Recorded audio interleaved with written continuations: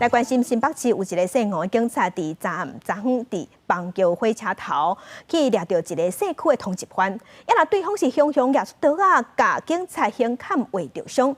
两个经过警察看到了后，赶紧去斗相共，已经甲嫌犯抓到，嘛甲伊移送法办。那你对严警是有什么不满吗？那你为什么要攻击他？市区的通缉犯头顶安全帽啊，被压入去警局。伊讲伊对警方并无不满。吹到暗7点半，新北市邦桥所谓警察吴明铁，伫咧经过邦桥火车头北入门的时阵，看到一个查甫人鬼鬼祟祟行掠正可疑，甲伊走来问。上次我已经原谅你很多了。身份证字号多少？你干为难我啦！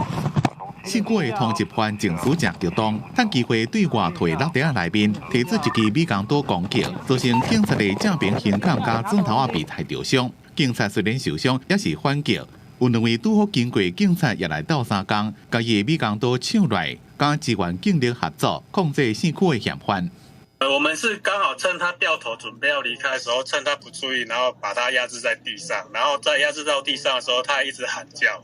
警察吴明摕伫咧抢伊的美工刀时阵，枕头啊被小可划着伤，正面胸砍的空隙虽然不遮大空，好佳在即间伤着皮甲脂肪层，无去伤着肌肉，送医了已经无代志。经代盘所查证身份为桥头地检署发布之伤害通缉，讯后依杀人未遂及妨害公务等罪嫌移送侦办。